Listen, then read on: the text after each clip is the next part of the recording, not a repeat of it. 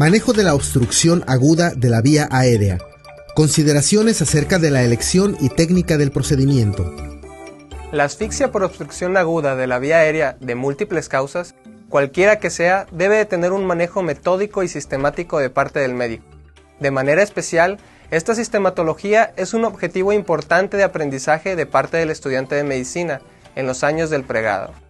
A partir de la introducción de métodos innovadores en el binomio de enseñanza-aprendizaje basado en el alumno, la posición del laboratorio de habilidades clínicas se ha consolidado como factor de gran importancia en el desarrollo de esta innovación, al constituirse como un verdadero taller del médico en formación, en la creación de sus propias habilidades, tanto médicas como quirúrgicas, bajo un protocolo cuidadosamente estudiado, en el cual juega un papel primordial el conocimiento teórico previo adquirido para su aplicación práctica en el contexto del simulador humano. Como lo demuestra el actual video, el alumno, después de estudiar cuidadosamente la primera parte del protocolo, con sus características esenciales relacionadas básicamente con la anatomía y fisiología del problema, en este caso la obstrucción de la vía aérea, profundiza en la fisiopatología clínica y su aplicación técnico-quirúrgica para realizar una serie de procedimientos de manera disciplinada que conduzca a demostrar didácticamente los pasos esenciales del diagnóstico y tratamiento a través del mismo. Reviste importancia esta presentación porque muestra por una parte la solución al problema que se presenta con frecuencia en la vida médica y en la otra mano enseña cómo el médico en formación aprende y demuestra este autoaprendizaje basado en un protocolo de estudio altamente estandarizado y sistemático. Y en tercer lugar, no por eso menos importante, demuestra el uso de los simuladores humanos a todo lo largo del proceso educativo. Como docente de esta esfera innovadora, debemos recalcar que este procedimiento puede ser desarrollado de una manera disciplinada y metódica, cuantas veces sea necesario hasta lograr el completo dominio del mismo a entera satisfacción de ambas partes. Meritorio es cómo el estudiante logra el dominio en los primeros años de su entrenamiento, lo cual sin duda alguna representa una confianza en sí mismo, que a la hora de la realidad pagará dividendos positivos en su práctica médica, al salvar una vida. Sin duda alguna, la responsabilidad del tratamiento de la obstrucción aguda de la vía aérea recae en el médico más cercano al trágico episodio. Así, este debe estar capacitado para realizar una traqueotomía o laringotomía de urgencias.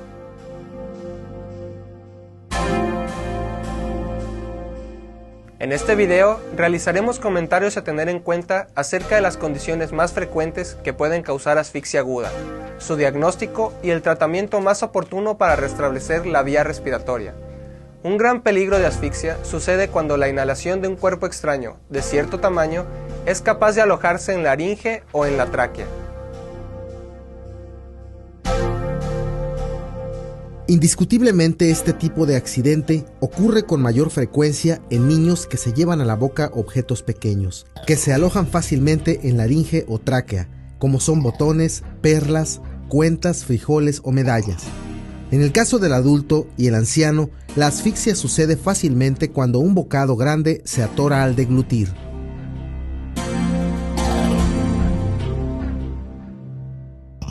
Manejo inmediato de la obstrucción aguda de la vía aérea.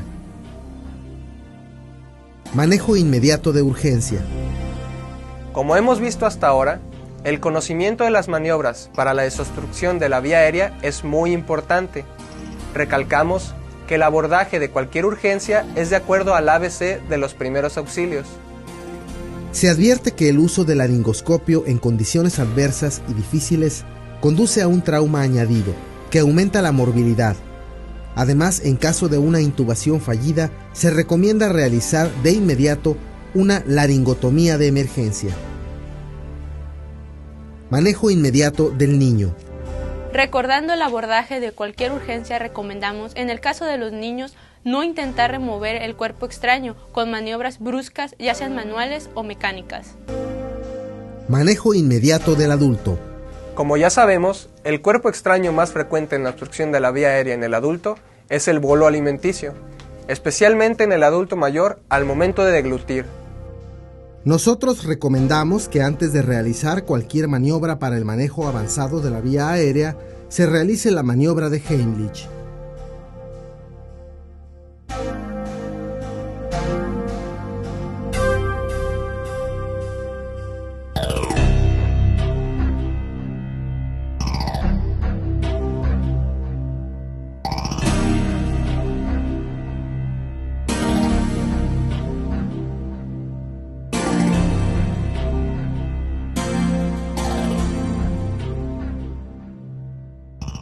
Manejo avanzado de la vía aérea, laringotomía y traqueotomía. Los procedimientos que a continuación se presentan no son nuevos. Ya desde hace cientos de años se han descrito, como verán en la tabla. George Martinet introduce en 1702 el uso de la cánula traqueal interna. Para 1718, Lorenz Heister establece el término traqueotomía, el cual antes era conocido como bronquiotomía. En 1833, Trousseau reportó 200 pacientes con difteria tratados con traqueotomía. Chevalier Jackson, en 1921, establece las indicaciones y técnicas para la traqueotomía moderna y advierte las complicaciones de una cricotiroidotomía. Indicaciones generales de la laringotomía o traqueotomía en el adulto. Se recuerda que todo procedimiento dentro de la medicina requiere de ciertas indicaciones. Por lo tanto, para la realización de la laringotomía o traqueotomía es necesario conocer las indicaciones precisas para su realización.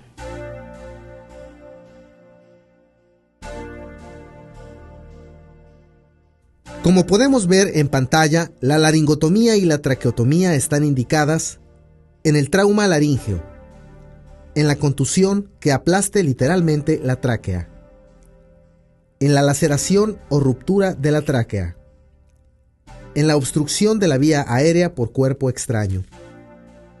Indicaciones generales de la laringotomía o traqueotomía en el niño. En el caso de los niños, la principal causa de asfixia es secundaria a un cuerpo extraño y a procesos infecciosos que inflaman la mucosa de las vías respiratorias.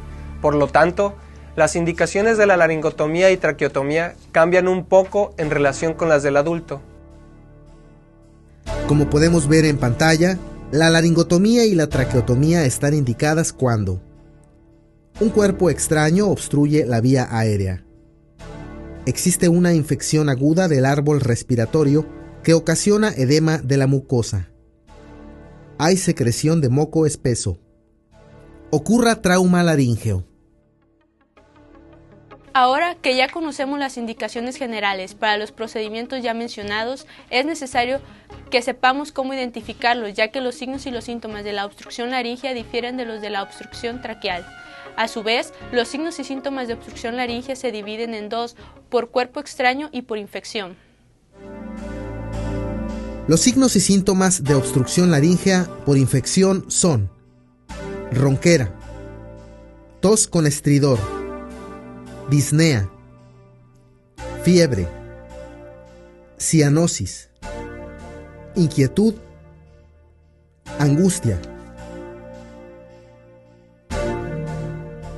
Recordamos al público que nos ve que la fiebre es un signo cardinal de infección, pero que no en todos los casos de asfixia se presenta. La bronquitis asmatiforme y el asma son cuadros de asfixia aguda por reacciones alergénicas en los que no se presenta fiebre. Cuando la obstrucción laríngea es por un cuerpo extraño, los signos y síntomas cambian un poco.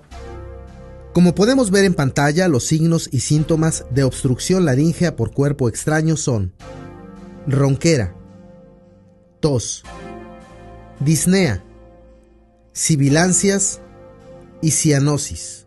Hacemos notar la ausencia de fiebre, inquietud y angustia, los cuales se presentan en la obstrucción por infección. En este momento es de suma importancia recalcar que los signos de asfixia se deben de buscar en todo paciente con disnea, recordando que se debe realizar un buen diagnóstico diferencial. Recalcamos que los signos y síntomas universales de la asfixia son, como lo vemos en pantalla, esfuerzo inspiratorio, retracción supraesternal, tiraje intercostal, disociación tóraco-abdominal y retracción sifoidea. En algunos casos el cuerpo extraño es lo suficientemente pequeño como para poder pasar a través de la laringe y alojarse en la tráquea o inclusive en alguno de los bronquios, principalmente en el bronquio derecho.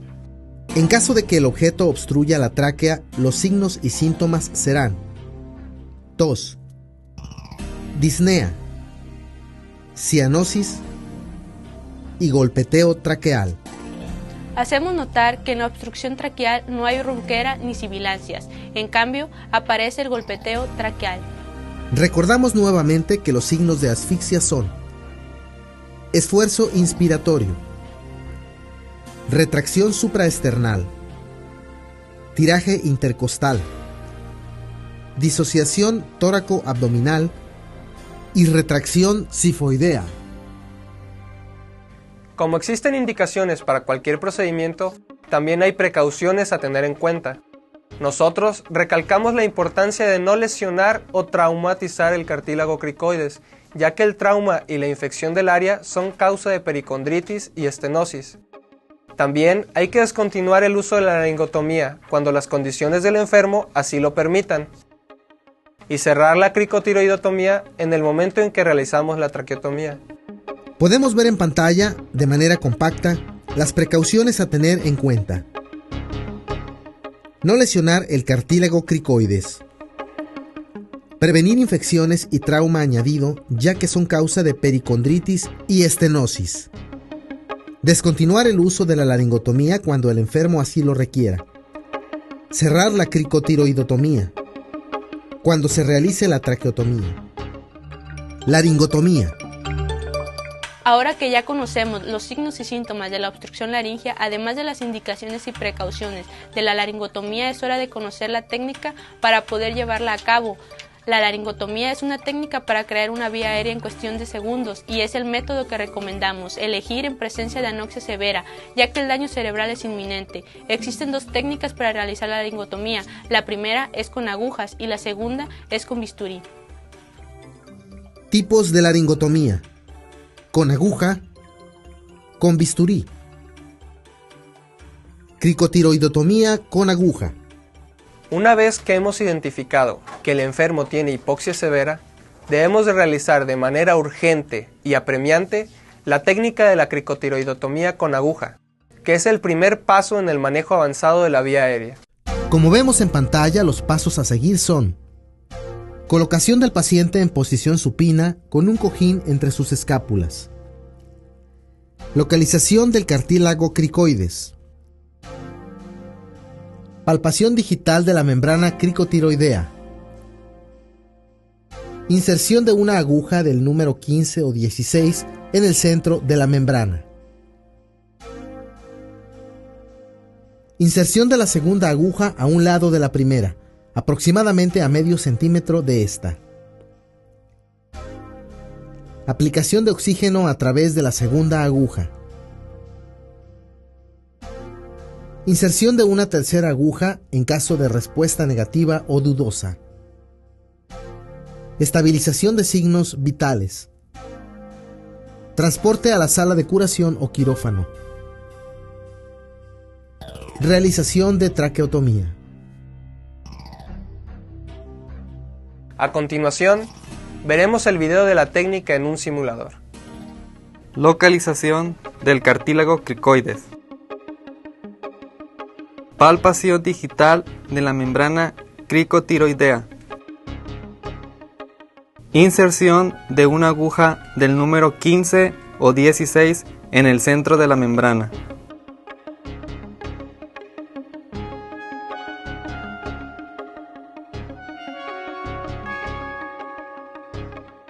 Inserción de la segunda aguja a un lado de la primera, aproximadamente a medio centímetro de esta.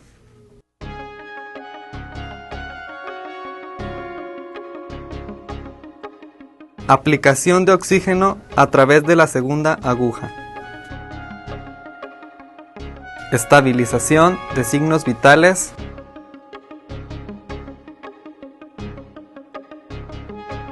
Transporte a sala de curación o quirófano. Cricotiroidotomía con bisturí. En caso de que la cricotiroidotomía con agujas no dé resultado y las condiciones del paciente así lo requieran, es necesario realizar la cricotiroidotomía con bisturí. En la pantalla se muestran los pasos a seguir, que son: colocación del paciente en posición supina con un cojín entre sus escápulas. Identificación de la protuberancia tiroidea. Localización del cartílago cricoides. Palpación de la membrana cricotiroidea. Apertura de la piel con una incisión transversal. En caso de inexperiencia del médico, realizar una incisión vertical. Corte de la membrana cricotiroidea en su parte media. Recomendamos realizar la incisión lo más próximo del cartílago cricoides para disminuir la hemorragia. Apertura de la membrana debajo de las cuerdas vocales. Inserción de un tubo endotraqueal, una cánula traqueal o el mango del bisturí. Administración de oxígeno. Estabilización de signos vitales. Transportar a quirófano para traqueotomía. Hacemos ímpetu en recalcar que en caso de que el profesional de la salud no esté capacitado para realizar esta técnica, no la haga, recordando el principio de no causar más daño al paciente del que ya tiene. Veremos a continuación en el video la técnica realizada en un simulador. Retiro de las agujas.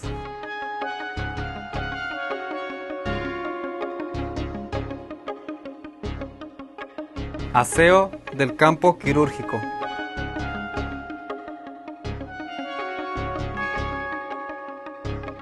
Infiltración con silocaína al 1%.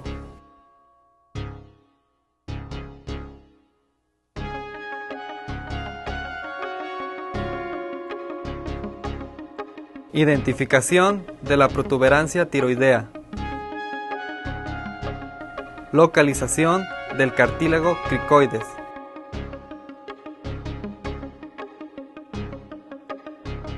Palpación de la membrana cricotiroidea.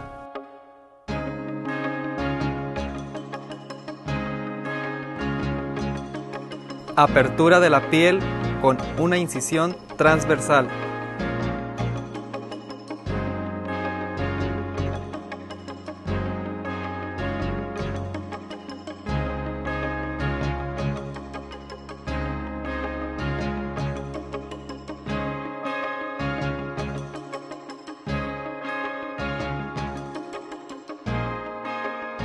Corte de la membrana cricotiroidea en su parte media.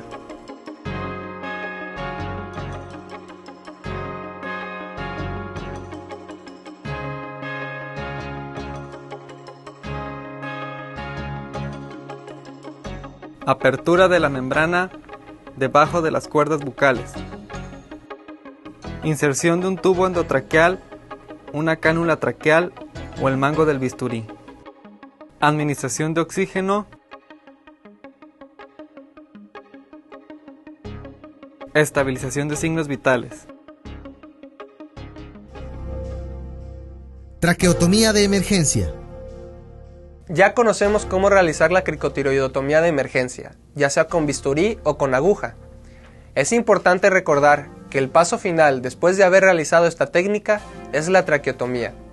Existen además ciertas indicaciones y precauciones a tener en cuenta para la realización de la traqueotomía. La traqueotomía está indicada cuando el paciente puede sobrevivir 2 o 3 minutos sin daño cerebral o después de haber realizado la cricotiroidotomía. Recordamos que el enfermo de cuello corto y grueso dificulta el procedimiento. Sin embargo, es más difícil realizar una traqueotomía en el niño, ya que los anillos traqueales son blandos y fácilmente comprimibles. Así pues, la manipulación de los mismos intensifican la tendencia al aumento de la dificultad respiratoria. En pantalla se muestran las indicaciones y precauciones a tener en cuenta, que son: cuando el paciente puede sobrevivir 2 o 3 minutos sin daño cerebral, después de haber realizado la cricotiroidotomía, el paciente de cuello corto y grueso dificulta el procedimiento. Los anillos traqueales en el niño son blandos y fácilmente comprimibles. Teniendo en cuenta lo ya mencionado, pasaremos a la explicación de la técnica del procedimiento, la cual se muestra en pantalla. Se coloca al paciente en posición supina con un cojín entre sus escápulas. Se realiza una incisión horizontal 2 centímetros por debajo del cartílago cricoides, de entre 4 y 5 centímetros de largo, y se coloca el dedo índice izquierdo en el cartílago cricoides para después retraer los bordes de la piel hacia los lados. Se hace una incisión transversal, 2 centímetros por debajo del cartílago cricoides para separar la fascia media del cartílago tiroides y el dedo índice es deslizado hacia abajo sobre la superficie traqueal hasta llegar al istmo de la glándula tiroides. Se empuja el istmo de la glándula tiroides hacia abajo, manteniendo el dedo como guía en la línea media para evitar sangrado. Se exponen los 3 primeros anillos traqueales. En este momento se puede controlar el sangrado con hemostáticas. En caso de que no ceda, se puede dejar su control hasta después de realizar la apertura traqueal. A mitad de los 3 primeros anillos se realiza una incisión vertical para luego introducir una pinza en la apertura. Se abre para poder introducir el tubo endotraqueal o la cánula traqueal. El sangrado es controlado en este momento con ligaduras de Catgut 00 y se cierra la piel alrededor del tubo con puntos de Sarnoff. A continuación, se muestra la técnica realizada en un simulador. Aseo de la región.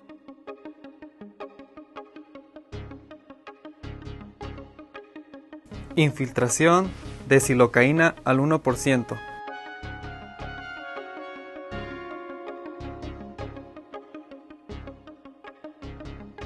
Incisión transversal.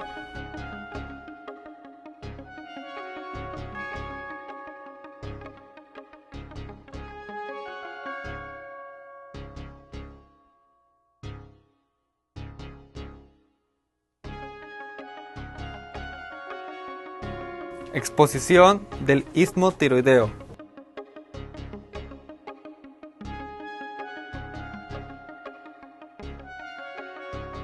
Exposición del segundo o tercer anillo traqueal.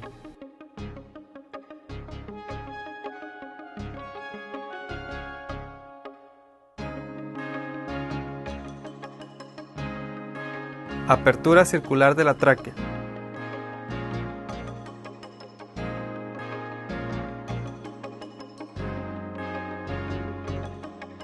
Inserción de la cánula traqueal.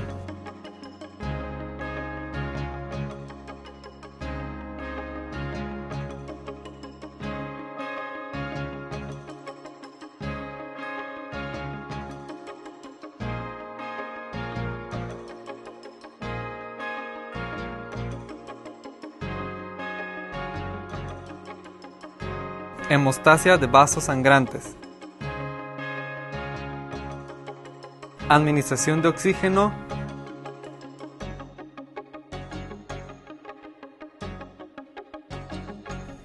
Cierre con sutura de seda con el punto de Sarnoff.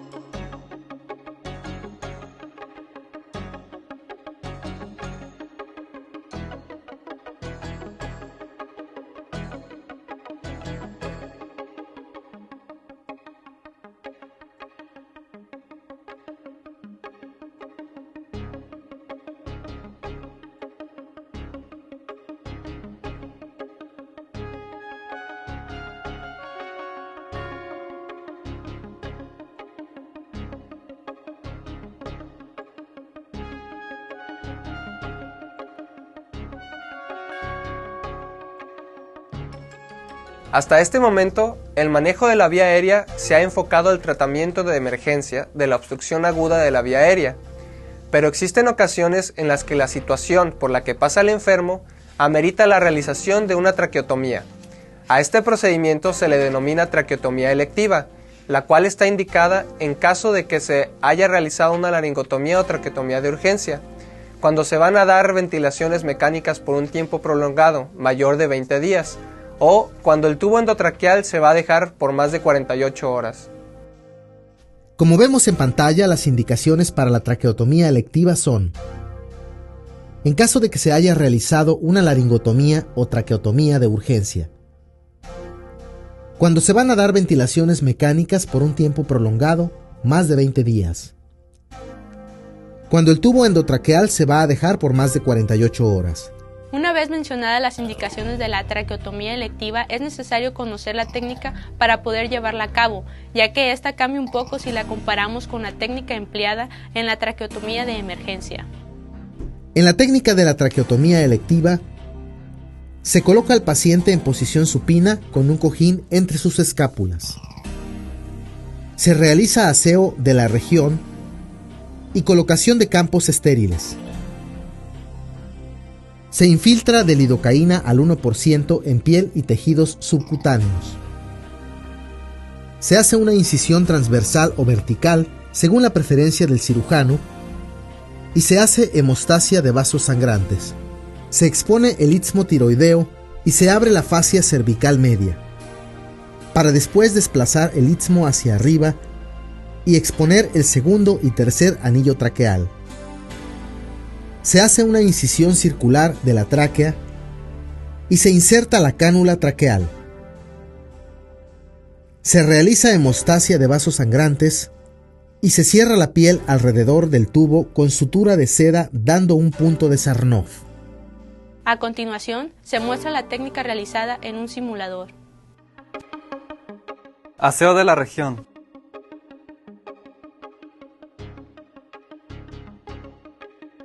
Infiltración de silocaína al 1%.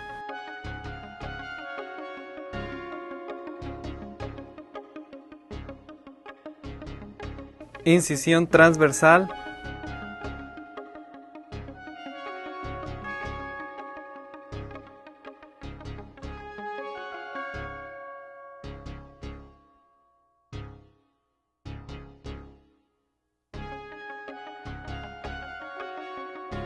Exposición del istmo tiroideo.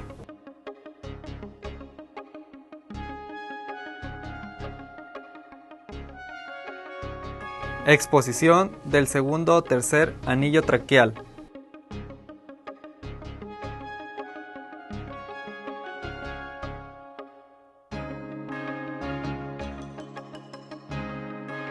Apertura circular de la tráquea.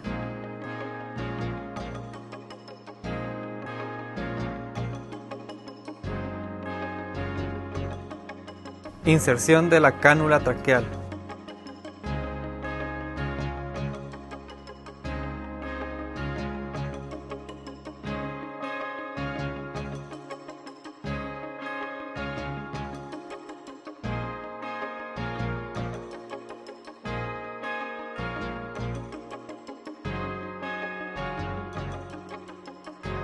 Hemostasia de vasos sangrantes. Administración de oxígeno.